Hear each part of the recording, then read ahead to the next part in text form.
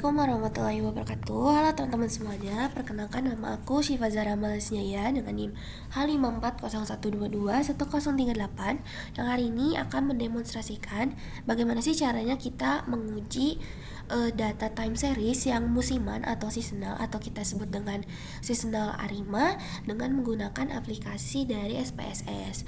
Nah, yang tahap pertama, teman-teman harus mempunyai datanya, dan datanya ini itu agar terbaca untuk peramalan atau eksplorasi atau forecasting di SPSS ini tuh harus mempunyai lebih dari 50 data.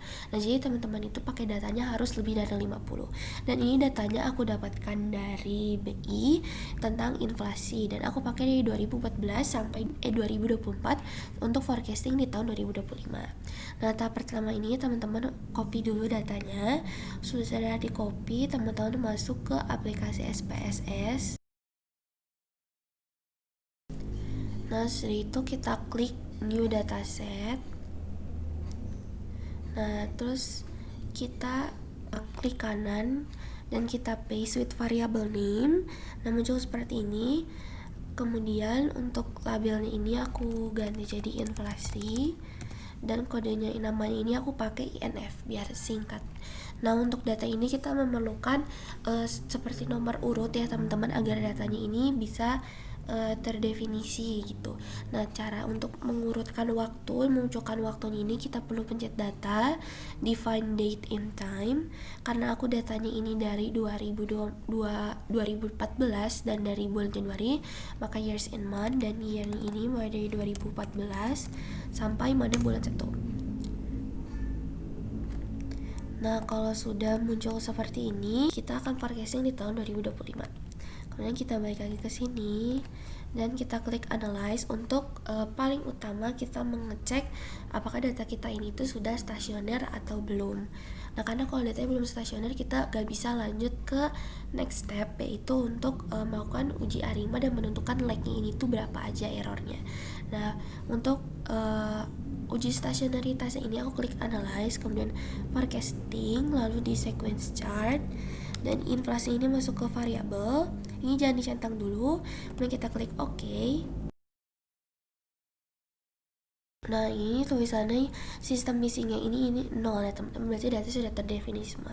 Dan bisa kita lihat bahwa di sini itu masih banyak sekali data musiman yang dipengaruhi musiman, sehingga muncul banyak grafik seperti ini, dan fluktuasinya juga besar, dan muncul tren teman-teman, dimana data ini selalu meningkat gitu, meningkat dan menurun. Nah, ini tuh bisa disebabkan karena yang musiman tadi ini. Maka untuk menghilangkan tren atau musiman ini, kita harus melakukan autokorelasi, di mana kita klik analyze dan forecasting, lalu kita klik autocorrelation, kemudian masukkan variabel.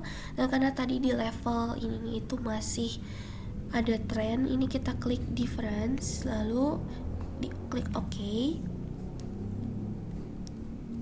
Nah, ini kita bisa lihat ya teman-teman, kalau misalnya datanya ini udah masuk semua ke dalam antara upper dan lower, itu berarti datanya udah termasuk stasioner. Nah, tapi aku mau ngecek lagi dari uji non formalnya di sequence chart tadi, kemudian kita klik difference. Nah, ini teman-teman datanya udah bisa kita lihat kalau misalnya ini udah lumayan stasioner ya, dimana ini tuh masih ada gerakan berulang tapi sudah tidak ada tren lagi. Dan kita juga bisa lihat dari yang uji formalnya tadi atau melalui autokorelasi, bahwa kita bisa lihat di p-value ini tuh sigmanya ini tuh udah kurang dari 0,05 sebagai standar. Berarti data kita sudah bisa dikatakan sudah stasioner. Dan selanjutnya aku akan menentukan model tentatifnya dari ACF dan PACF, di mana ACF atau autocorrelation function ini tuh untuk nilai MA-nya. Bisa kita lihat bahwa untuk dari kata kuncinya ini tuh keluar masuk atau pasti garis. Nah, untuk keluar masuk ini tuh dimana cut off atau keluar di leg 1 dan masuk di leg 2, sehingga bisa kita katakan bahwa cut off-nya ini tuh di leg 1, dan menandakan bahwa nilai dari ARIMA regular differencing-nya ini tuh, nilai ARIMA-nya ini tuh sebesar 1 dengan ordonya ini Q kecil. Dan untuk ordo D kecil ini tuh kita 1 karena tadi kita sudah melakukan differencing 1 kali. Nah, untuk kita melihat data dari sarimanya ini, untuk melihat dari data ordo Q besarnya, karena di SPSS ini tuh bisa dibilang terbatas untuk melihat like-nya, tidak bisa sampai like 12, 24 atau 36 sebagai ketentuan dari data untuk melihat seasonalnya. Seasonal itu kan karena 12, 24, 36 ini tuh untuk melihat dari data tahunannya gitu teman-teman, tapi tahunannya dalam bentuk bulan. Nah, aku simpulkan bahwa Sarima 12 ini tuh nilai likes itu 1 karena dia hanya memiliki ordonya itu 1, yaitu di cut off di 12. Nah, ini tuh udah mendekati garis uppernya teman-teman. Jadi untuk nilai Q besar ordonya ini tuh 1.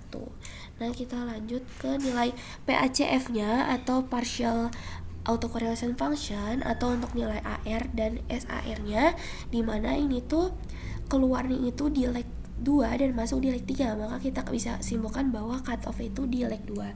Jadi untuk nilai dari P ordo kecilnya itu atau nilai AR itu 2, sedangkan kita untuk lihat dari SAR nya ini tuh di 12 karena belum tentu untuk di data 12 di leg 24 ini tuh bisa pas atau melewati garis gitu teman-teman. Jadi aku tulis 1.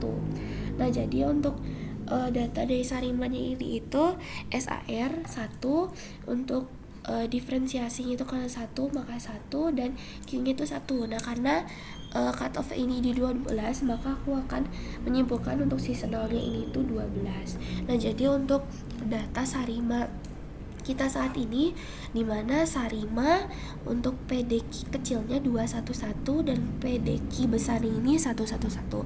Untuk seasonal difference ini di 12. Kita sudah menemukan model terbaik untuk saat ini. Nah, tapi kita harus jangan senang dulu, kita harus menentukan model terbaik dari yang terbaik. Dan kita juga harus melakukan forecasting. Jadi kita harus menentukan dulu model terbaiknya dengan cara analyze, forecasting, dan create traditional model. Nah, kemudian di sini kita masukkan dependent variable-nya itu variabel yang teman-teman gunakan dan ingin tahu grafiknya. Terus ini kita masuk metodenya ke Arima dan kriterianya ini kita masukkan tadi 211 dan seasonalnya ini 111. Kita klik continue, kemudian kita klik statistik dan ini semuanya kita centang untuk mengetahui nilai hasilnya. Kemudian display forecast ini juga kita centang dan ini juga kita centang. Kemudian untuk plotnya ini bawahnya sampai bawah kita centang, dan save-nya ini predicted value-nya ini kita centang agar kita bisa tahu variabel prediksinya itu nanti berapa aja. Dan untuk first case ini karena aku mau mengetahui forecasting mulai dari 2025, maka aku ketik 2025 untuk bulan ini sampai bulan ke-12. Nah, kita klik OK. Kemudian kita tunggu hasilnya untuk grafiknya. Nah, untuk muncul seperti ini teman-teman, bisa lihat bahwa peramalan sampai bulan September 2025 ini tuh seperti ini muncul grafiknya. Nah, terus untuk kita menentukan bagaimana sih model terbaik dari yang terbaik, kita harus menentukan dari bagian model statistik ini. Nah, di mana model 211111 memiliki RMSE-nya 399, MAP-nya 144 dan NBIC-nya ini 12,219. Nah, untuk mengetahui yang terbaik ini nilai RMSE-nya itu harus paling kecil, MAP-nya harus paling kecil juga, dan dari normalized BIC ini juga harus memiliki nilai paling rendah. Nah, kemudian kita klik analyze lagi untuk mengetahui model dan kriteria lain, apakah model itu bisa lebih baik dibanding model 211111 ini. Ini kita masuk, ganti variabelnya aja dan ganti kriterianya ini 111. Ya, teman-teman bebas aja untuk memasukkan ordonya karena emang kita harus mengklik ordonya ini memasukkannya satu-satu dan kita membandingkannya juga satu-satu. Continue, klik OK.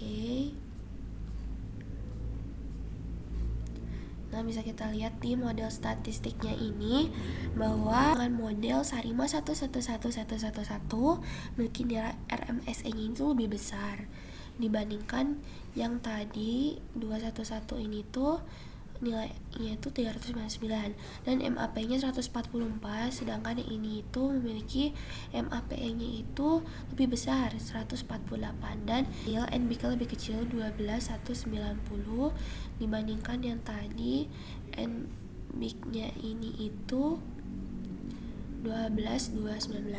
Nah, karena lebih menang 211 dan 111 di mana RMSE dan MAP-nya itu lebih kecil atau 2 poin dibandingkan NBK-nya ini lebih besar 111 111 1 poin, maka aku akan menggunakan model 211 111. Nah, untuk mengetahui dari predik data ini karena menggunakan model pertama, kita scroll aja. Nah, kita bisa lihat bahwa dari 2024 inflasinya ini menurun di awal bulan Januari dan kemudian naik lagi dan menurun lagi sedikit, kemudian turun secara signifikan, turun lagi dan kemudian naik lagi dan turun lagi. Bisa kita lihat bahwa hasil predicted itu seperti ini, teman-teman. Nah, mungkin sekian demonstrasi untuk mengetahui peramalan eksplorasi atau forecasting data inflasi di aplikasi SPSS. Semoga membantu teman-teman. Mohon maaf bila ada salah kata. Terima kasih sudah menonton sampai akhir. Wassalamualaikum warahmatullahi wabarakatuh.